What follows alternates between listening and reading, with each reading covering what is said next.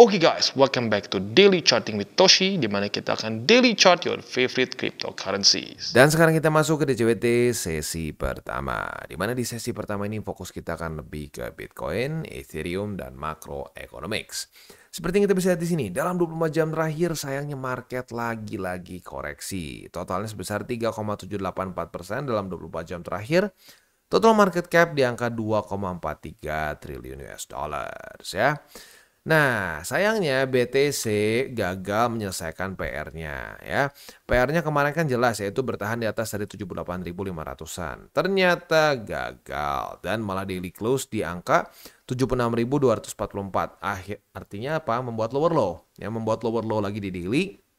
Dan bahkan setelah close, kita bisa di sini ya, weeknya pada hari ini mencapai di 74.588. Artinya nyaris lagi ke struktur 2024 ya. Wow ya, benar-benar ini ya. Nah, kalau ditanya kenapa Bang bisa seperti ini ya? Ya kalau secara fundamentalnya bisa dibilang karena Trump lagi ya. Buat lo yang sudah ngikutin DCWT, ngikutin TCI, kemungkinan besar sudah tahu bahwa ini tanggal 9 April. Kita sudah bahas beberapa kali sebelumnya. Ini adalah tarif part kedua ya, part kedua oleh si Trump. Part pertama kan udah tuh yang universal, yang uniform lah, yang 10%. Nah, ini yang mungkin kita sebut sebagai tarif balas dendam lah begitu ya.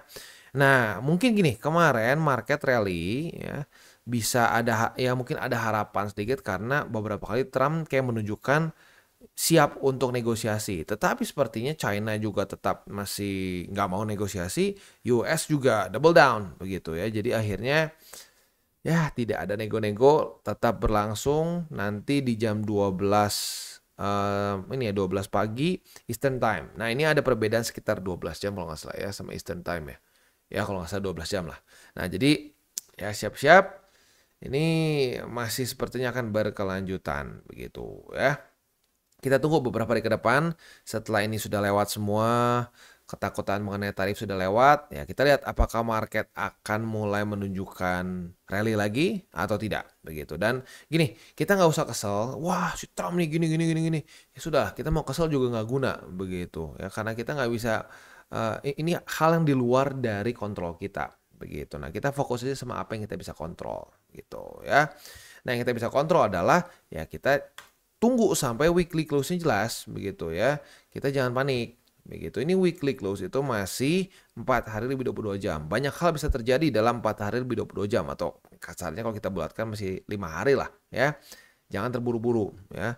Karena kalau gue lihat masih ada yang kayaknya salah. Wah, MA50 udah jebol tuh. Belum jebol ya.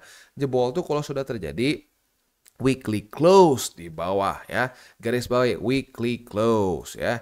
Nah, kayak gini jebol nih ya, ini jebol. Bahkan ini pun termasuk jebol, walaupun ya hanya fake out ya.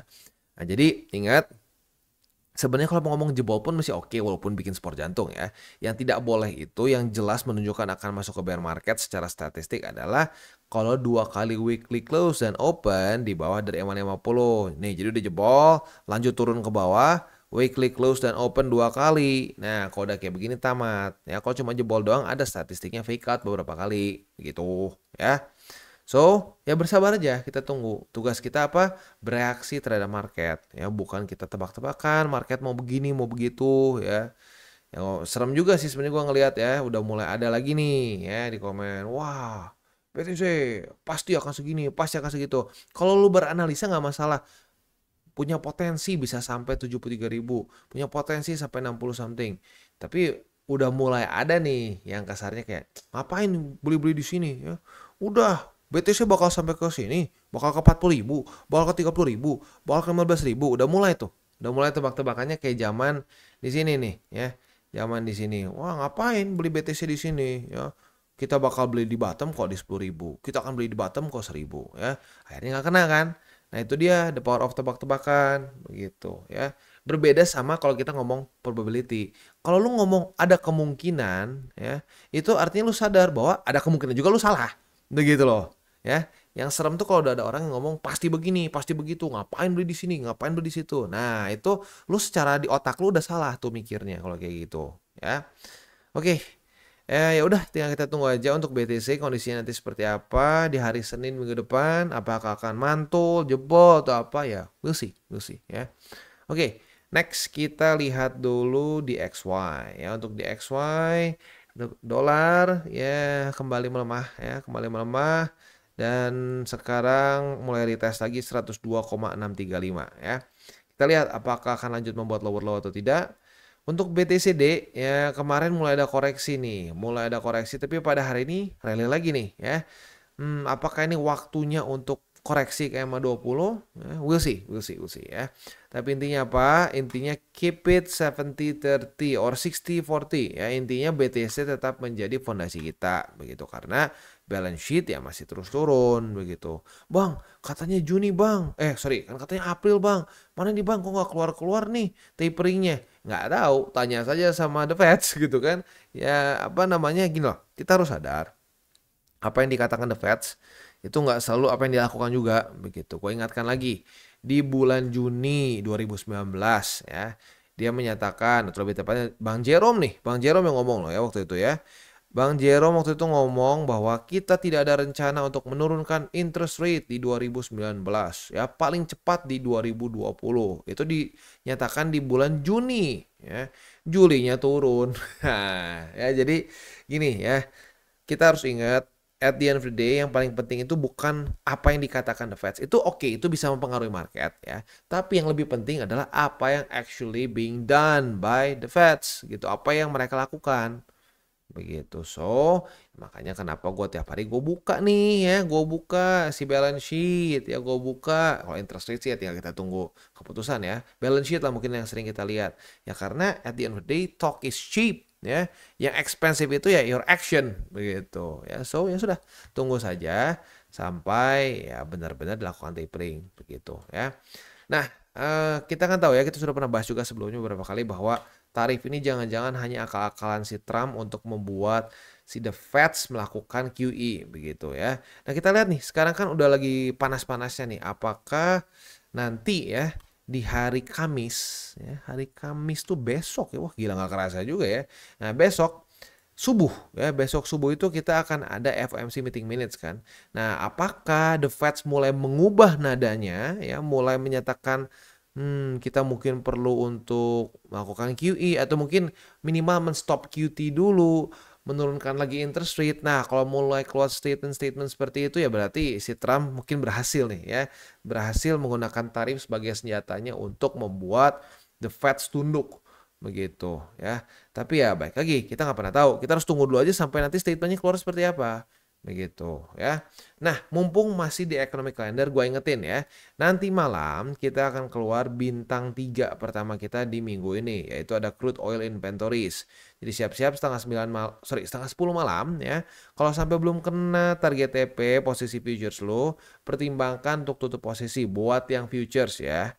Ya, buat yang agresif ya, apa namanya minimal pasang SL lah. Ya, itu aja reminder dari gua ya. Oke, beres ya. Apalagi ya? Udah kayaknya udah beres semua sih ya. Selanjutnya mungkin kita langsung aja masuk ke buy limit. Tetapi sebelum kita masuk ke buy limit, seperti biasa gua akan disclaimer dulu bahwa semua konten dari TCI bukan financial advice. Ini semua bentuknya adalah edukasi. Lalu bagaimana cara untuk mendukung TCI? Ada banyak caranya. Lu bisa like our video, bisa share our video, atau juga bisa menggunakan link referral kita di bawah. Dan sekarang kita akan dengar dulu pesan-pesan dari sponsor kita pada hari ini.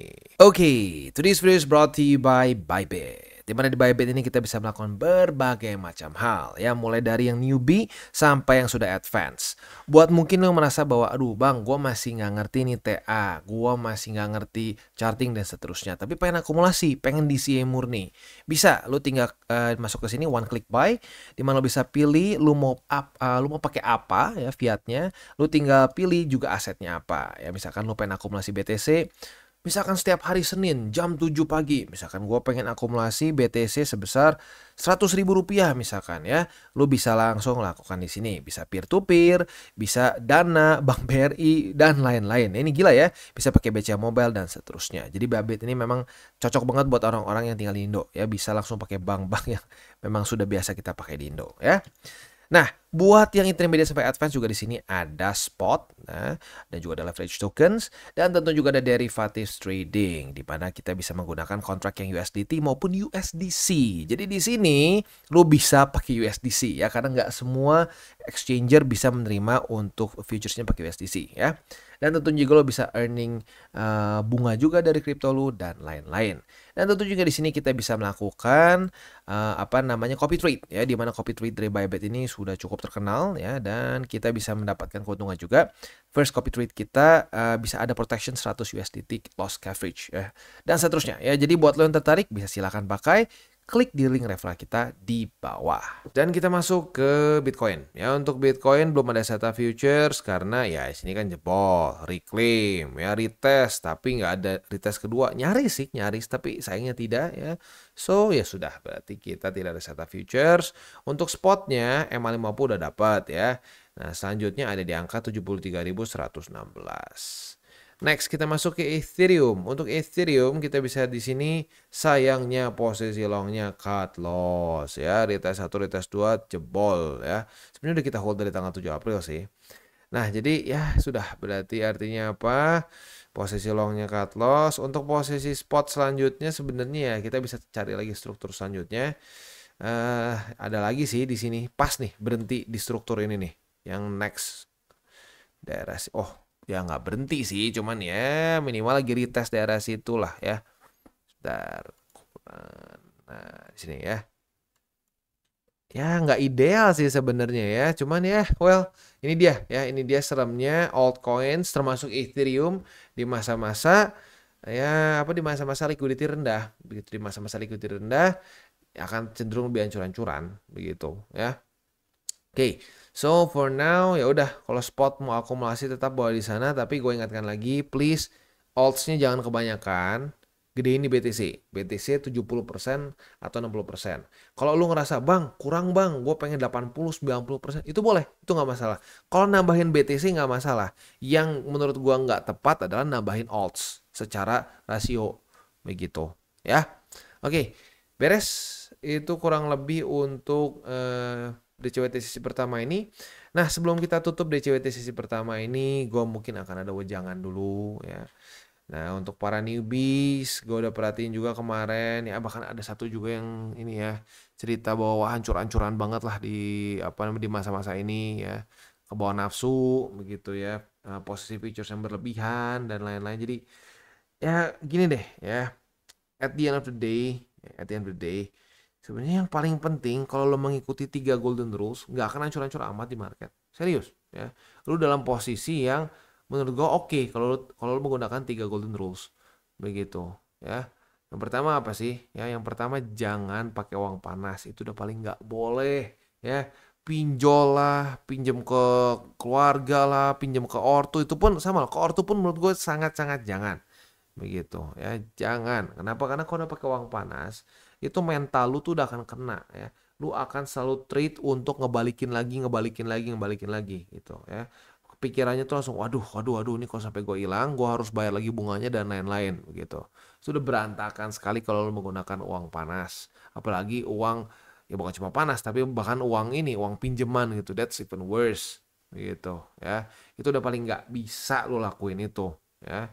Yang kedua, jangan over leverage begitu ya. Lu over leverage itu apa? Lu lihat aja harga likuidasi lu dekat nggak sih sama harga running. Kalau terlalu dekat udah itu namanya over leverage. Dan sebenarnya bukan cuma itu ya, dulu juga ini salah satu member TCI juga yang Jared ya, itu dulu sempat ada yang ngomong, siapa namanya,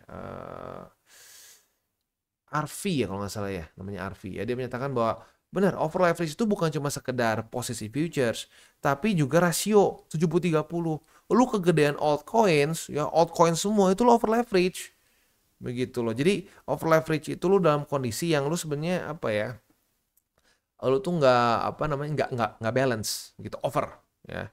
Over leverage dalam posisi futures maupun dalam dalam alts. Karena gini loh ya. Jujur lah sama diri sendiri ya. Kita pegang alts dalam jumlah yang besar, harapan kita adalah kita meleverage gede-gedean kan, jadi lebih gede dibandingkan BTC secara return.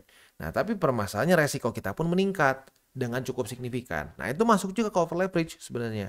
Bagi lo yang portofolionya masih kegedean di alts, apalagi semuanya alts, semuanya memes, lu sedang melanggar aturan kedua sebenarnya. Ya. Nah yang ketiga, berpikirlah jangka panjang. Nah ini yang kebanyakan orang nggak mau berpikir seperti ini. Ya. Wah, pikir jangka panjang, pusing bang. Udah yang penting gue profit dulu aja hari ini, ya, jam ini. Wah ya, lu berpikir seperti itu, serius ya. Itu malah lebih gampang minus lagi, hancur lagi. Begitu karena mikirnya kependekan. Gitu serius, lu makin mikirnya pendek ya. Ah, gue pengen seminggu ini, gue pengen hari ini, gue pengen sejam ini, gue pengen semenit ini. Itu makin hancur. Serius. Tahu dari mana bang? Ya karena gue udah pernah nyobain seperti itu. Dulu bodohnya itu, sialnya lah bukan bodohnya ya. Sialnya itu gue dapat dalam tanda kutip mentor pertama gue itu keblinger mikirnya gitu. Wah, kripto tuh harus mikirnya short term. Kita trade-nya ini aja nyopet-nyopet aja ya. Ya dia ngajarin scalping lah kasarnya. Ya scalping, lu sekarang cari tahu ya, scalping itu berapa banyak orang yang loss-nya. Secara statistiknya scalper itu adalah trader yang paling sering kalah. Begitu ya, hancur lah. Begitu. Justru kebalikan, semakin kita berpikir panjang, itu makin jarang kita minus. Ya, time in the market instead instead of timing the market. Jadi kita harus spend time in the market instead of mentiming. Wah, kita di sini nih, ya, di angka sini kita akan mantul pasti. Nope. Nggak ada yang pasti. Begitu. Nah, itu semua ketidakpastian itu akan menjadi lebih smooth saat lo berpikirnya jangka panjang. Begitu, ya. Ya, cobalah ya, coba yang masih melanggar 3 golden rules itu, ayo ya benerin lagi, karena kalau 3 golden rules itu masih lu langgar, sulit untuk actually profit, sulit untuk punya posisi yang well adjusted, yang risk adjusted, begitu ya. Oke, itu tadi 3 golden rules gue udah bahas ya. Kita tutup aja langsung dengan salam tabur tuai. Apa yang lo tabur akan lo tuai, jadi taburlah sebanyak mungkin hal baik. Oke guys, jadi itu adalah akhir dari segmen DCWT kita pada hari ini. Dan jangan lupa, bagi kalian yang merasakan manfaat dari segmen ini, jangan lupa untuk share ke teman-teman kalian. Dan apabila lu pengen mensupport channel kita, ya TCI, jangan lupa untuk menggunakan link referral kita di bawah. Nggak wajib, ya, tetapi apabila lu menggunakan link referral kita di bawah, ada macam-macam, ya, dari Bybit, Huobi, Maxi, toko kripto, dan banyak lagi, ya. Ya, walaupun nggak wajib, tapi kalau menggunakan link referral kita, lu secara langsung membantu perkembangan dari TCI. Dan satu lagi, jangan lupa juga untuk join Telegram group kita, di mana kita bisa ngobrol-ngobrol santai mengenai dunia cryptocurrency secara 2 arah. So, jangan lupa untuk like, subscribe, klik the bell icon, and see you on the next video.